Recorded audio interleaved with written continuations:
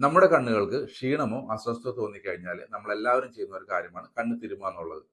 പലപ്പോഴും കുട്ടികൾ രാവിലെ എഴുന്നേറ്റ് വരുന്നത് തന്നെ കണ്ണ് തിരുമ്മിയിട്ടായിരിക്കും. അതുപോലെ അലർജി ഉള്ളവർ അല്ലെങ്കിൽ കണ്ണിൽ എന്തെങ്കിലുമൊക്കെ പോയി കഴിഞ്ഞാലൊക്കെ ഇത് ചെയ്യാറുണ്ട്. എന്നാൽ പലർക്കും അറിയാത്തൊരു കാര്യമാണ് ഇതുകൊണ്ട് നമ്മുടെ കണ്ണുകൾക്ക് എത്രത്തോളം ദോഷമുണ്ടാക്കുമെന്നുള്ളത്.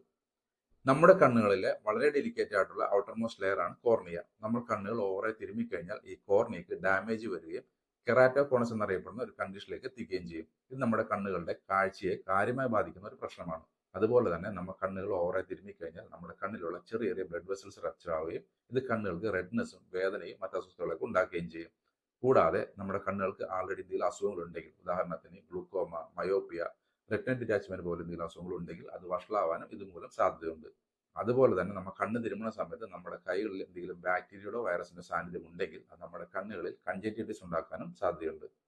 അതുകൊണ്ട് നിങ്ങൾ കണ്ണുകൾക്ക് ചൊറിച്ചിലോ ഇറിറ്റേഷനോ ഒക്കെ തോന്നുന്ന സമയത്ത് കഴിവതും കണ്ണുകൾ തിരുമാതിരിക്കുക. പകരം നിങ്ങൾക്ക് ഐ ഡ്രോപ്സ് ഉപയോഗിക്കുകയോ അല്ലെങ്കിൽ തണുത്ത വെള്ളം കൊണ്ട് കണ്ണ് കഴുകുകയോ ചെയ്യുന്നതായിരിക്കും നല്ലത്.